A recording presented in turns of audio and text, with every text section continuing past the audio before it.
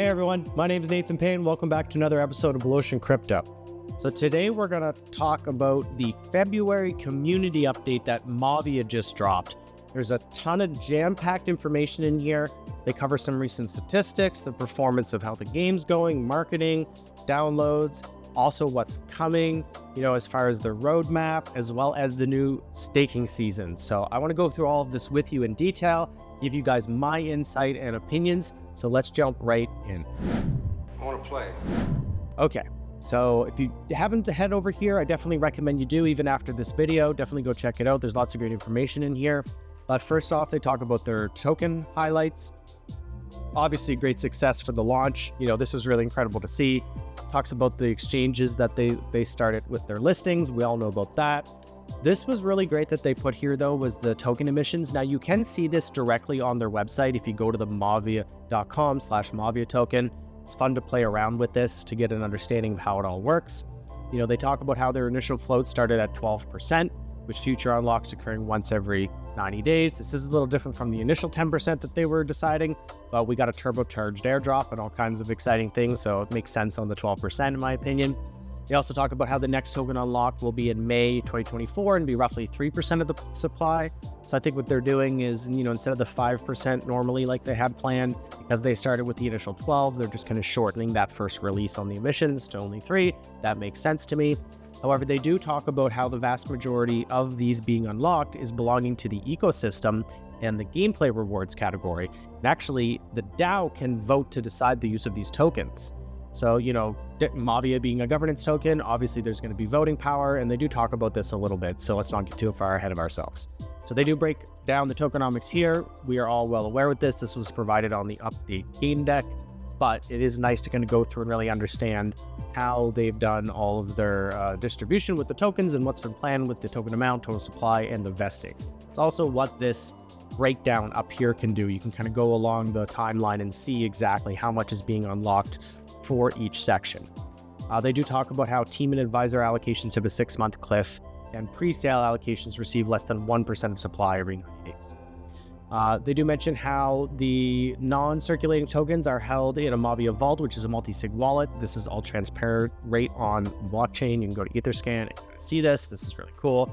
Not everyone is super affluent with crypto, so not everyone understands how to go do this. So I really like that they put all this information on the article to be transparent about it, so everyone's kind of on the same page. And then they talk about how a snapshot.org voting portal is being launched. This is essentially where we're going to be able to go and vote on things like what are certain tokens going to be used for, maybe even updates in the game, balancing on troops and new features. I think this is going to be really cool.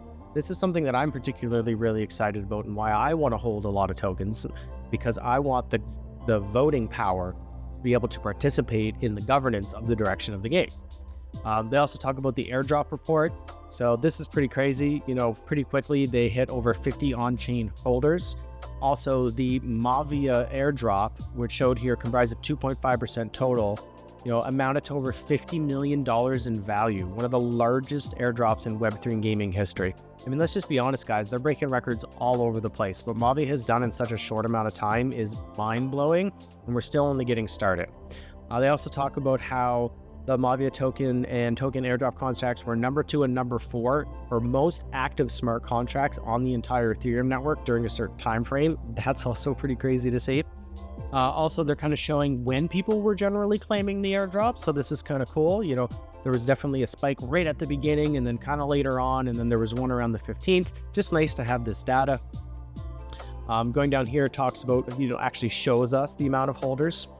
A little bit further, we've got the game stats reports. Now, this is what I was super impressed with as well. I mean, at the time of writing this, over 250,000 daily active users. Like, you guys just blew away most of Web3 for as far as daily active users go. And let's be honest, a lot of daily active users in a lot of these other Web3 games are just bots. Mavia is real people playing the game. Now, daily active users is also separate, because if you're running multiple bases, but you're only logged into one at one time, that's still only counting you as one. So kind of scrolling down here, talk about user acquisition and the marketing stats. The impressions were 730 million, with organic installs being at 700,000. That is a fantastic conversion rate. Really cool to see this. They also show how Apple has been shown to be some of the most sticky with the day 1 and day 7 retention. I mean, look at this, guys. Conversion rates over 50%. Their proceeds per paying user is only about $3.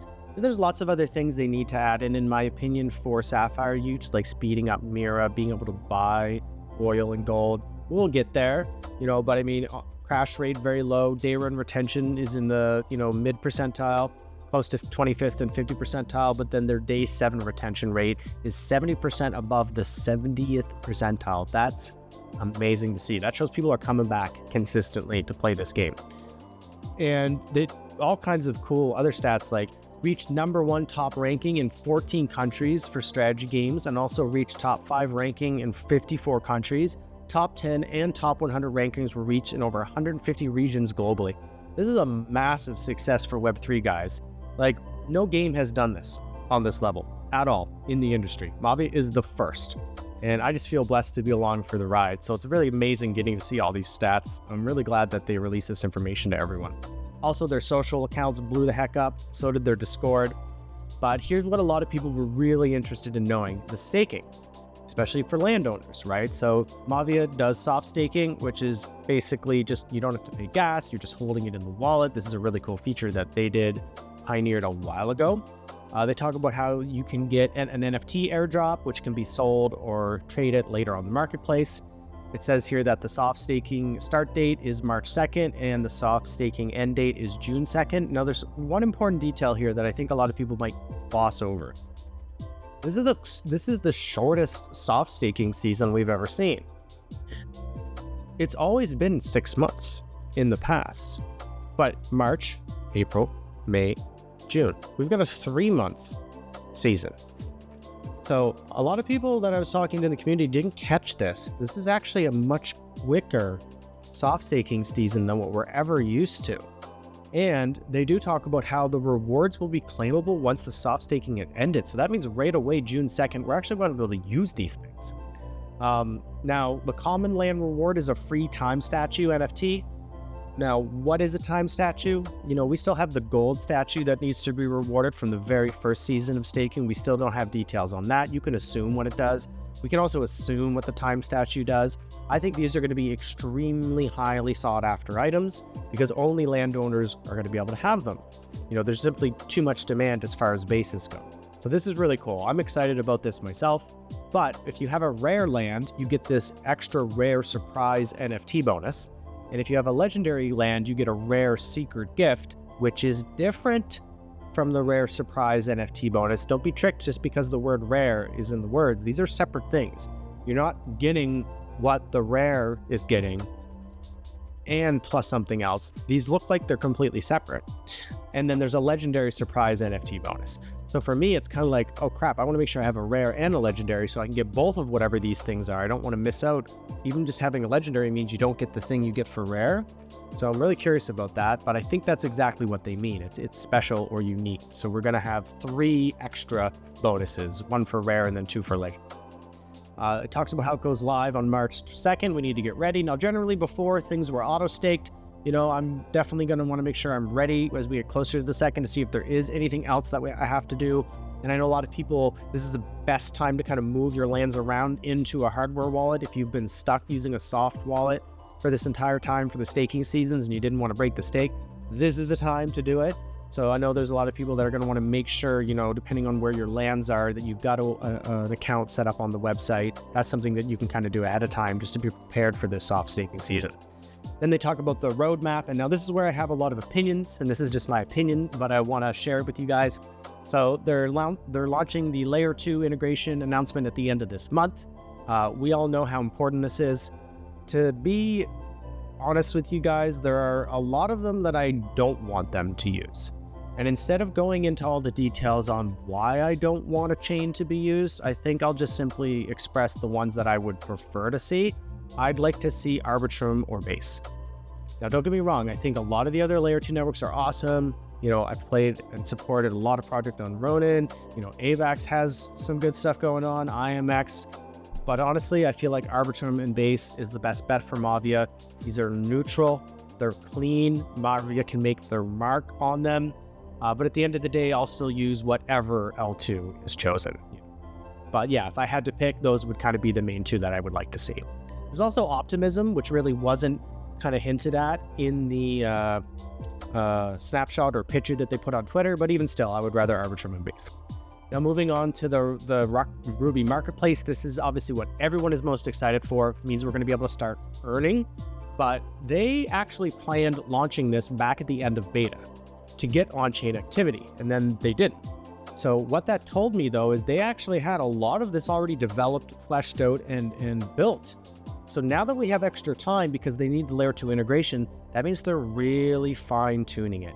And that's important. This is going to be probably one of the most important aspects of the entire game, is how this marketplace operates, functions, and of course, how it works when it's first launched. We don't want it full of a bunch of bugs or issues.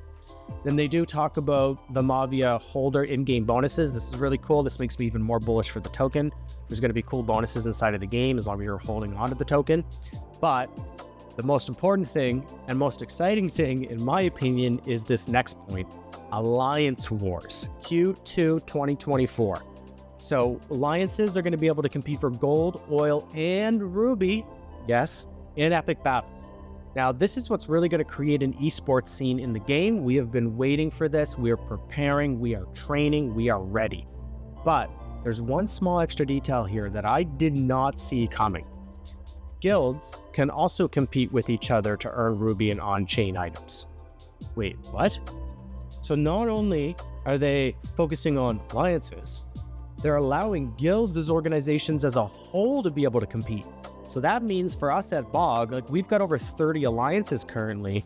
We're going to be able to compete as a family, as an entire group, as our organization against other guilds. This has me beyond stoked. I can't wait to see exactly how this feature gets fleshed out, how it's implemented, and how it can evolve over time. But this makes me super excited to see that they're thinking about groups like us. Then we've got in-game Ruby and Mavia tournaments. So we're talking about earning Ruby and the token itself. Teams of individuals and groups will be able to compete. This is really going to refine kind of esports. Maybe we're going to get those 5-man teams like we all expect. Maybe some 1v1, 2v2 stuff.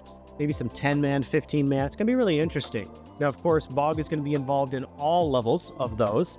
But this just gets us super pumped up because we know Q2 2024 is really when all this esports stuff kicks into gear. Also, as a content creator, as soon as we have Alliance Wars, wow, infinite content that can now be streamed, captured, reproduced, put out to you guys on YouTube. So I'm really excited about this too.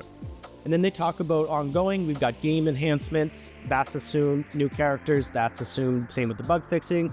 Land renting, though, you know, we're all really excited to have that in. There's a lot of landowners who need the assistance of scholars. Like here in BOG, we've got a scholar program to be able to utilize those lands to maximize those earnings. So we're all very excited to get the opportunity for that integration to happen.